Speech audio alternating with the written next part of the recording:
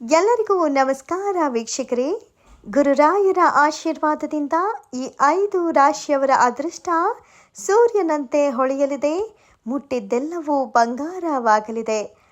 ಹಾಗಾದರೆ ಈ 5 ರಾಶಿಗಳು ಯಾವುವು, ಯಾರ ಜೀವನ ಬೆಳಗಲಿದೆ ಅಂತ ನೋಡೋಣ. ಅದಕ್ಕೂ ಮುನ್ನ ನೀವಿನ್ನು ನಮ್ಮ ಚಾನಲ್ಗೆ ಸಬ್ಸ್ಕ್ರೈಬ್ ಆಗಿಲ್ಲ ಎಂದಾದರೆ ಸಬ್ಸ್ಕ್ರೈಬ್ ಮಾಡ್ಕೊಳ್ಳಿ. ನೀವು ಕೂಡ ಜ್ಯೋತಿಷ್ಯ ಶಾಸ್ತ್ರವನ್ನು ನಂಬೋದಾದರೆ ಈ ವಿಡಿಯೋಗೆ ತಕ್ಷಣ ಒಂದು ಲೈಕ್ ಕೊಡಿ. ಹೌದು ವೀಕ್ಷಕರೇ, ಗುರುರಾಯರ ಆಶೀರ್ವಾದದಿಂದ ಈ 5 ರಾಶಿಯವರ ಅದೃಷ್ಟ ಬದಲಾಗ್ತಾ ಇದ್ದು ಇವರ ಸ್ಥಾನ ಮತ್ತು ಪ್ರತಿಷ್ಠೆ ಹೆಚ್ಚಾಗಲಿದೆ. ಸೂರ್ಯದೇವರ ಸಂಚಾರವು ಈ ರಾಶಿಗಳ ಮೇಲೆ ಆಗಲಿದ್ದು ಇವರ ಅದೃಷ್ಟವೇ ಅದೃಷ್ಟ ಅಂತಲೂ ಹೇಳಬಹುದು. ನೀವು ವಾಹನ ಮತ್ತು ಆಸ್ತಿಯ ಸಂತೋಷವನ್ನು ಅನುಭವಿಸುವಿರಿ. ಸಕಲ ಸೌಕರ್ಯಗಳು ಹೆಚ್ಚಾಗುತ್ತೆ.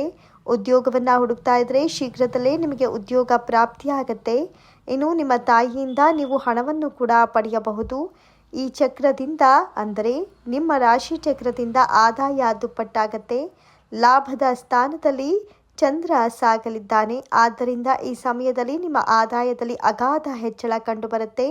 ಇದರೊಂದಿಗೆ ಹೊಸ ಆದಾಯದ ಮೂಲಗಳನ್ನು ಕೂಡ ಸೃಷ್ಟಿ ಮಾಡಿಕೊಳ್ಳಬಹುದು. ಮನೆಯಲ್ಲಿ ಜೀವನದಲ್ಲಿ ಸಂತೋಷ, ಶಾಂತಿ ಸಮೃದ್ಧವಾಗಿ ಇರಲಿದೆ. ಇನ್ನು ಮಕ್ಕಳಿಗೆ ಸಂಬಂಧಿಸಿದ ಒಳ್ಳೆಯ ಸುದ್ದಿಗಳನ್ನು ನೀವು ಕೇಳುವಿರಿ. ಇನ್ನು ನೀವು ಯಾವುದೇ ಕೆಲಸವನ್ನು ಮಾಡಿದ್ರೂ ಅದರಲ್ಲಿ ಯಶಸ್ಸು ಕಟ್ಟಿಟ್ಟ ಬುತ್ತಿ. ನಿಮ್ಮ ಬಾಳೆ ಬಂಗಾರವಾಗಲಿದ್ದು ನೀವು ಮುಟ್ಟಿದ್ದೆಲ್ಲ ಚಿನ್ನವಾಗಲಿದೆ. ಈ ಸಮಯದಲ್ಲಿ ನಿಮ್ಮ ಕಠಿಣ ಪರಿಶ್ರಮಕ್ಕೆ ತಕ್ಕ ಪ್ರತಿಫಲ ಸಿಗತ್ತೆ. ಉದ್ಯಮಗಳು ಉತ್ತಮ ಹಣವನ್ನು ಪಡೆಯುತ್ತಾರೆ. ಇನ್ನು ಕೆಲಸದ ಸಮಯದಲ್ಲಿ ನೀವು ಬಡ್ತಿ ಅಥವಾ ಹೆಚ್ಚಿನ ಜವಾಬ್ದಾರಿಯನ್ನು ಸಂಬಳದ ಜೊತೆಗೆ ಪಡೆಯುವಿರಿ. ಹೊಸ ಆದಾಯದ ಮೂಲಗಳು ಸೃಷ್ಟಿಯಾಗತ್ತೆ. ಇನ್ನು ಹೆಚ್ಚಿನ ಹಣವನ್ನು ನೀವು ಉಳಿಸಬಹುದು. ಇನ್ನು ಉದ್ಯೋಗವನ್ನು ಹುಡುಕ್ತಾ ಇರುವವರಿಗೆ ನೀವು ಎಕ್ಸ್ಪೆಕ್ಟ್ ಮಾಡಿದ್ದಕ್ಕಿಂತಲೂ ಹೆಚ್ಚಿನ ಉದ್ಯೋಗವೇ ನಿಮಗೆ ಸಿಗತ್ತೆ. ಹೊಸ ಉದ್ಯೋಗವನ್ನು ಸಹ ನೀವು ಪಡೆಯುವ ಅವಕಾಶವಿದೆ. ಅತಿಯಾದ ಸಂಬಳವೂ ಕೂಡ ನಿಮ್ಮ ಮುಂದೆ ಬರಲಿದೆ. ಇವೆಲ್ಲದರ ಜೊತೆಗೆ ಬಹುಕಾಲದ ನಿಮ್ಮ ಆಸೆ ಆಕಾಂಕ್ಷೆಗಳು ಈಡೇರುತ್ತೆ.